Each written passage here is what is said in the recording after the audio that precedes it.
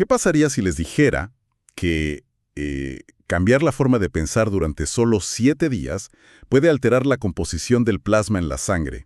O sea, alterar la sangre lo suficiente como para cultivar nuevas redes neuronales en un laboratorio.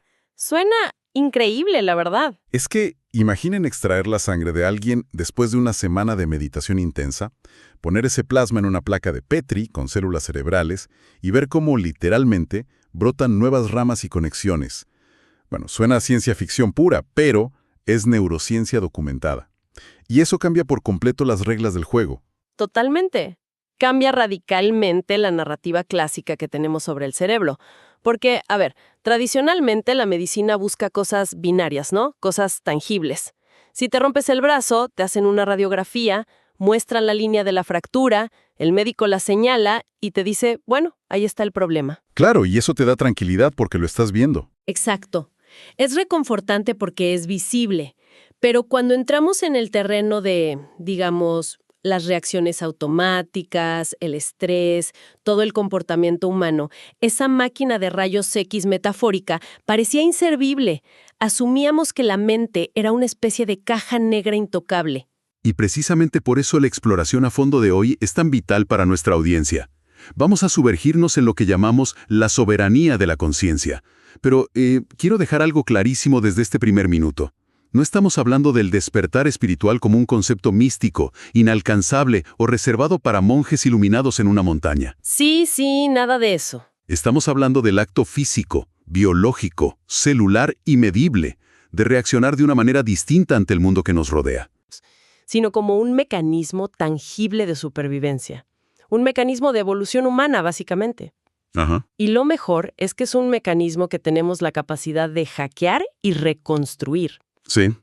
Y para lograr armar este mapa hoy, tenemos una pila de fuentes increíblemente variada. Hemos estado revisando desde hilos de debate súper profundos en Reddit sobre la iluminación, textos fundamentales de psicología clínica, la perspectiva filosófica de Eckhart Tolle, la logoterapia clásica de Viktor Frankl, hasta llegar a investigaciones moleculares revolucionarias. Las de Nature, claro. Exacto. Investigaciones publicadas recientemente en la revista Communications Biology, que es parte del grupo Nature, y que analizan los retiros de meditación de Joe Dispenza. Nuestra misión de hoy es entender cómo la sabiduría ancestral choca y se fusiona con la neurociencia del siglo XXI para entregarnos el control real del volante. Y lo que emerge al sintetizar todos estos datos es que el viejo y simple consejo de tomar una respiración profunda antes de hablar, esconde ramificaciones biomoleculares gigantescas. No es solo un truco psicológico barato. Para nada. Es un interruptor fisiológico real. Ok, vamos a desempacar esto. Porque el objetivo de hoy no es convencer a quienes nos escuchan de que vendan todas sus posesiones y se muden a una cueva en los Himalayas. Eso no le sirve a nadie. No, sería muy poco práctico. Necesitamos herramientas reales, herramientas de trinchera para sobrevivir al estrés del trabajo, a la bandeja de entrada desbordada y al tráfico de la ciudad sin colapsar, ¿verdad? Así que, antes de meter el microscopio y hablar de células, necesitamos entender cuál es exactamente el comportamiento que intentamos modificar. Y el punto de partida perfecto aquí es una premisa histórica del psiquiatra Viktor Frankl. Una premisa que además fue forjada en el laboratorio humano más oscuro imaginable. Frankl fue prisionero en los campos de concentración del Holocausto. ¡Wow! Sí. Y allí, despojado de absolutamente todo lo material, físico y social, este hombre se dedicó a observar el comportamiento humano bajo la presión más extrema que un cerebro puede soportar. Y llegó a una conclusión clínica que redefinió la psiquiatría. ¿Cuál fue exactamente esa conclusión para quienes no lo han leído? Bueno, él observó que, sin importar la tortura o la privación, los guardias no podían controlar una última frontera interna. Formuló que entre el estímulo externo y nuestra respuesta a ese estímulo existe un espacio. Claro, la famosa frase. En este espacio reside nuestra libertad y nuestro poder para elegir nuestra respuesta. Es una idea bellísima, la verdad. Súper poderosa. Lo es. Pero revisando nuestras fuentes, me topé con un debate fascinante en las comunidades de filosofía en Reddit. Varios usuarios leyeron a Frankl y dijeron, un momento, estoy buscando ese famoso espacio en mi cabeza cuando alguien me insulta en el tráfico y les juro que no está ahí. Tienen un punto enorme. Totalmente. Señalan que este espacio no viene incluido de fábrica. O sea, no nacemos con una barrera protectora de 5 segundos antes de gritar o entrar en pánico. Y esa crítica de la comunidad da justo en el clavo biológico. Ese espacio no es un vacío pasivo que simplemente está ahí esperándonos. Es un territorio que suele estar ocupado y, digamos, bajo fuego cruzado constante. Sí, por la vida diaria. Exacto. Las notificaciones del teléfono celular, las preocupaciones financieras, el estrés laboral, todo eso comprime el espacio hasta hacerlo desaparecer por completo. Hay que construirlo intencionalmente. Como detallan los textos psicológicos que analizamos, hay que cazar la grieta más diminuta entre lo que nos ocurre y cómo reaccionamos, y hacer fuerza mental para abrirla. Y ese esfuerzo deliberado por abrir la grieta es lo que hoy en día llamamos atención plena. Y si la grieta está ocupada, la gran pregunta es, ¿qué es exactamente lo que le está llenando, no? Y ahí es donde entra la perspectiva de Eckhart Tolle en nuestra pila de investigación de hoy. Tolle introduce el concepto del ego y lo que él denomina el cuerpo del dolor. Un concepto súper interesante. Sí. Él plantea que nuestra mente está secuestrada por un ruido incesante. El ego se identifica con ese ruido y detesta el silencio. Por lo tanto, se encarga de rellenar ese espacio de Frankl del que hablábamos, con reacciones automáticas prefabricadas, o sea, resentimiento, indignación, defensa territorial. Lo fascinante aquí es el mecanismo temporal que Tolle describe para desalojar al ego de ese espacio.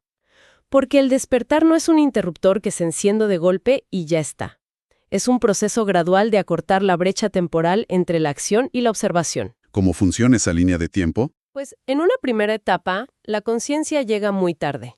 Una persona explota de ira, rompe algo o grita, y 4 horas después, ya calmada, se pregunta, ¿por qué perdí el control de esa manera? La conciencia apareció, sí, pero horas después del impacto. Claro, es el clásico arrepentimiento de la madrugada. Está repasando la discusión en la cama pensando en lo que deberíamos haber dicho en lugar de gritar. Yo creo que a todos nos ha pasado. A todos.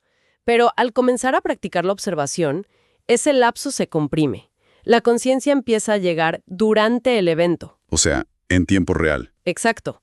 Estás en medio de una discusión acalorada, sientes que la sangre te hierve, pero hay una pequeña porción de tu mente que flota arriba y se da cuenta. Piensas, hey, estoy reaccionando de forma completamente desproporcionada. Aún no puedes detenerlo, pero ya lo estás viendo en vivo. ¡Wow! Y la etapa final es cuando la conciencia se instala justo en la milésima de segundo del impulso. Antes de que las palabras salgan de tu boca, la reacción automática choca contra la luz de la presencia y simplemente se disuelve. Me imagino esto con una analogía. Es como si el ego fuera un actor de teatro. O sea, un actor increíblemente dramático, que exige ser el centro de atención, que necesita aplausos, validación constante y que grita sus líneas a todo pulmón. Una buena imagen, sí. Y la verdadera conciencia no es otro actor peleando por el micrófono en el escenario. La verdadera conciencia es el público. Un público sentado en la butaca oscura que simplemente observa al actor sudar y gritar sin subirse al escenario para nada. El sufrimiento y la reacción automática ocurren únicamente cuando creemos que nosotros somos el actor. Esa metáfora capta el núcleo del problema perfectamente. La clave de todo es la separación entre el observador y lo observado.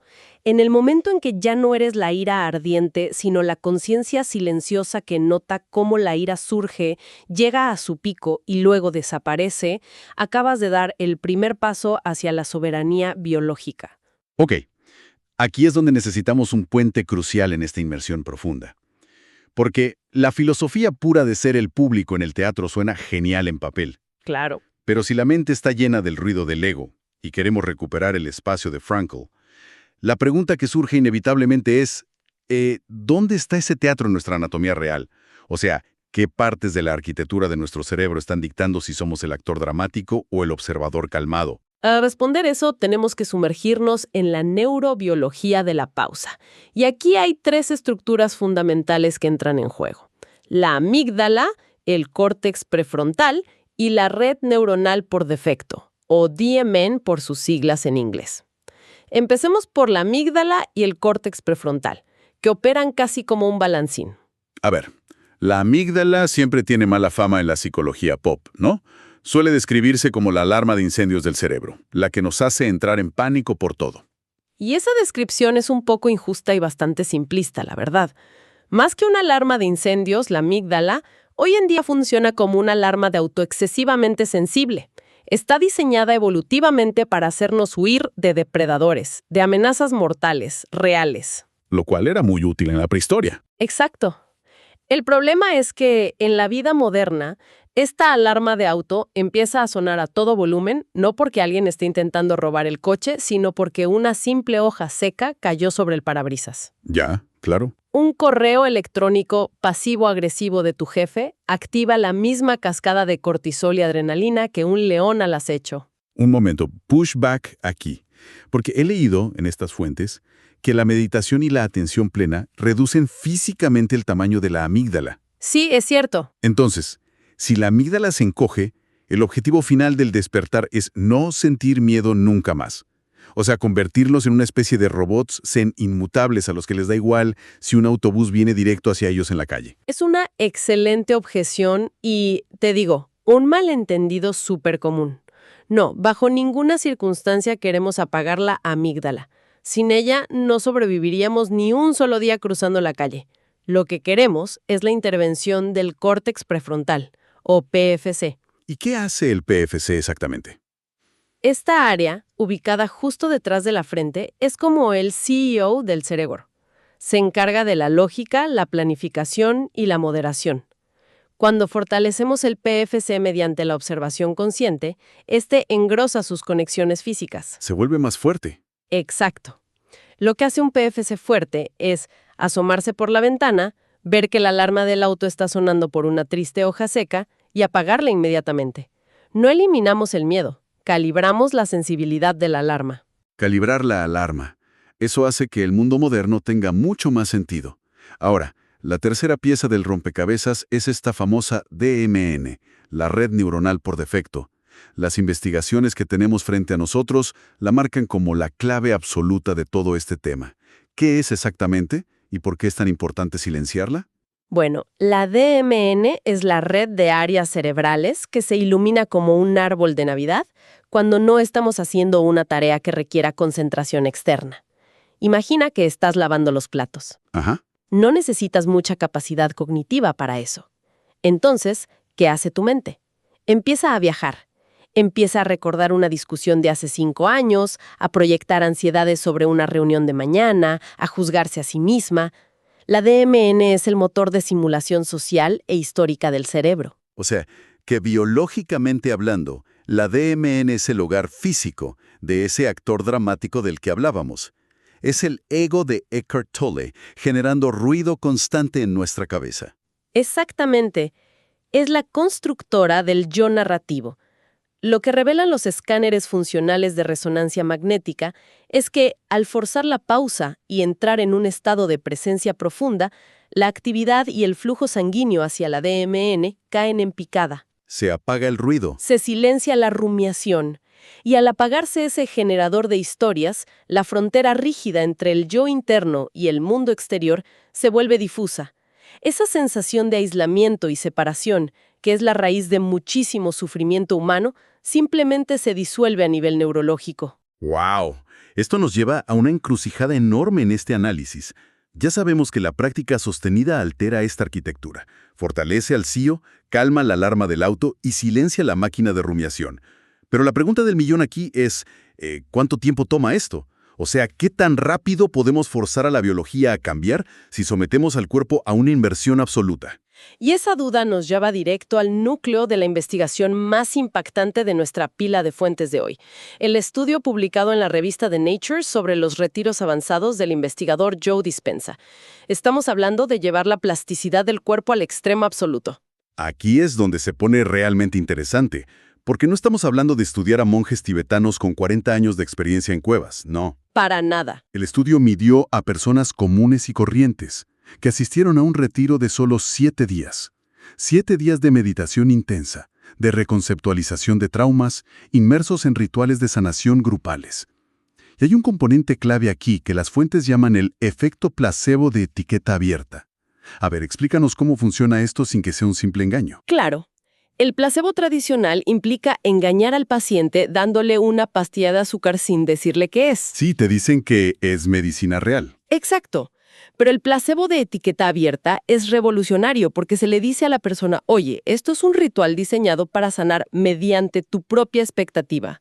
La persona sabe toda la verdad, pero el simple hecho de participar en el ritual rodeado de una comunidad con alta carga emocional detona una cascada química real en el cerebro. Es como si el cuerpo se lo creyera, aunque la mente consciente sepa el truco. Tal cual, la creencia compartida y la expectativa le dan permiso al sistema nervioso para soltar sus defensas por completo. Y los hallazgos biológicos posteriores a esos 7 días son para quedarse con la boca abierta. Primero, a nivel del mapa cerebral, detectaron una disminución masiva de la modularidad.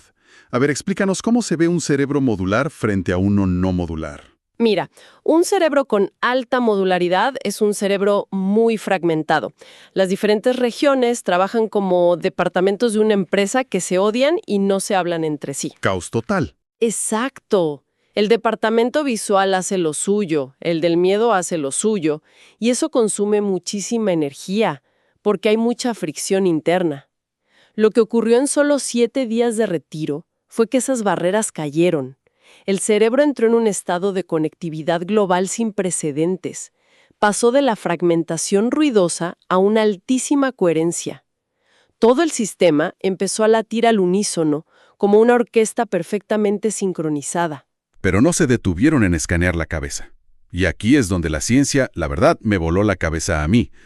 Los investigadores tomaron muestras de sangre antes del retiro y muestras justo al terminar los 7 días.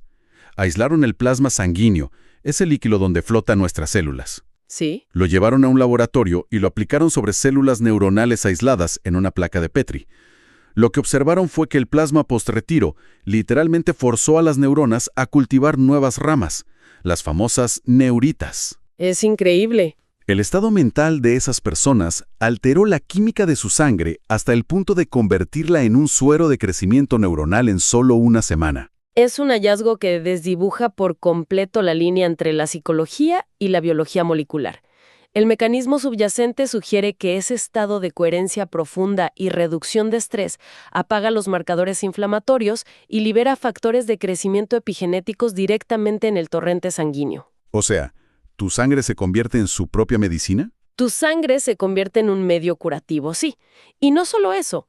El estudio detectó un cambio metabólico radical a nivel celular. Las células comenzaron a priorizar la glucólisis. Espera, ¿por qué es tan vital ese cambio hacia la glucólisis? Porque normalmente escuchamos que las mitocondrias son las baterías ideales de la célula, ¿no? Sí, las mitocondrias proporcionan una energía fantástica y sostenida, pero es un proceso de combustión muy lenta. Durante estos estados de meditación tan profunda, se genera una coherencia tan masiva y repentina entre el ritmo del corazón y las ondas cerebrales que el cuerpo necesita energía de disponibilidad inmediata. Un pico de poder, digamos. Exacto. La glucólisis es el metabolismo de combustión rápida. Las células se reescriben a sí mismas sobre la marcha para liberar picos gigantescos de energía celular, ATP instantáneo, sin agotar a las mitocondrias. Y todo esto es orquestado por la mente en menos de una semana. Entonces la mente no es una especie de pasajero inerte que viaja en el vehículo de carne de nuestro cuerpo. Es el ingeniero jefe del sistema, capaz de reescribir el software y reparar el hardware del motor en tiempo real. Y esto, para mí, saca conceptos como la sanación espiritual del cajón de la mística y los coloca directamente bajo la luz de los microscopios. Totalmente. Es la confirmación biomolecular de nuestra capacidad de agencia. Nos demuestra que tenemos mucho más poder sobre nuestro código biológico de lo que los libros de texto del siglo pasado nos decían. Pero, y aquí entra el choque de realidad que siempre mencionamos. Sí. Nadie puede vivir eternamente en un salón de hotel de retiro con 300 personas meditando. Exactamente. El retiro termina. Tienes que volver a encender tu teléfono, aparece la cuenta vencida de la tarjeta de crédito, el tráfico a las 6 de la tarde, la presión familiar, todo eso. Entonces, ¿cómo traducimos la sangre rica en factores de crecimiento y los cerebros sincronizados a la rutina de un martes por la mañana sin que el estrés nos aplaste de nuevo? Bueno, Si conectamos esto con el panorama general de la psicología y la neurobiología cotidiana, las fuentes introducen un marco fascinante llamado el Sistema de Arquitectura Neuroexistencial. O NEAS por sus siglas. Exacto. Este modelo nos explica cómo un ser humano moderno puede vivir en sociedad y no colapsar. Se basa en el tira y afloja de dos fuerzas fundamentales dentro de nosotros, el logos y el espíritu. A ver, freno un segundo aquí. Sistema de arquitectura neuroexistencial suena a algo que leería en un manual técnico incomprensible. Traduzcamos esto al español de alguien que está haciendo malabares con la vida diaria. ¿Qué es el logos y qué es el espíritu en este contexto? De forma súper práctica. Imagínalo así. El logos, que viene de la rama de la logoterapia, es nuestra maquinaria de significado. Es la fuerza que nos impulsa a tener metas, a resolver problemas, a construir nuestra carrera, a proteger a la familia. Es el empuje diario. Es el esfuerzo constante por darle orden al caos del mundo. El problema físico es que mantener el logos funcionando cuesta una cantidad brutal de energía cerebral. El cerebro consume muchísimos recursos para proyectar el futuro y evitar el fracaso. Y esto genera lo que en ciencia llamamos carga alostática, que es un desgaste tóxico acumulativo. O sea, si un martes por la mañana solo opero desde el logos, tengo la motivación increíble para armar la presentación que, no sé, puede conseguirme un ascenso. Pero estoy tan aferrado a que todo salga perfecto que mis niveles de cortisol están por el techo. Exacto. Y si la presentación, por ejemplo, falla y la computadora se apaga justo cuando vas a hablar, el logo se estrella. Entras en pánico o en ira porque tu sentido del orden se rompió por completo. Claro. Ahí es donde entra la segunda fuerza del sistema NEAS, el patrón del ser espiritual o simplemente el espíritu. Biológicamente, es la capacidad de cambiar la marcha del cerebro hacia el observador puro que mencionábamos. Es el espacio donde sueltas la narrativa de que esta presentación define mi vida entera.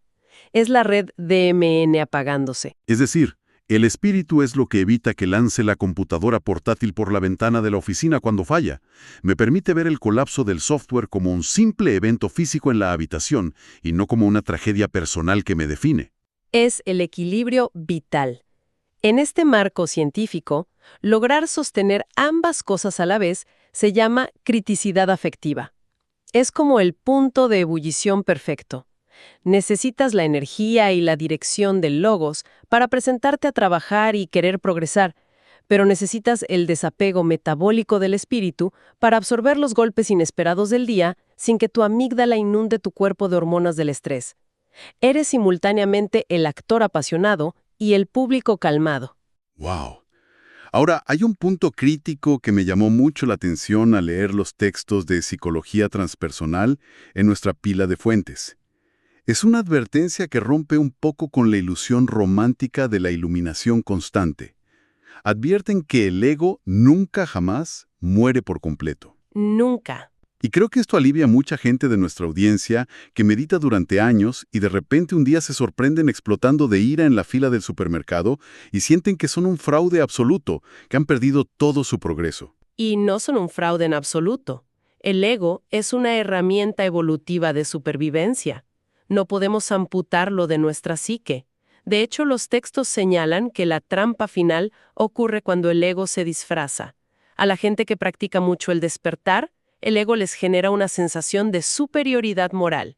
Se vuelven orgullosamente humildes, digamos. La trampa del ego espiritual, claro. Exacto.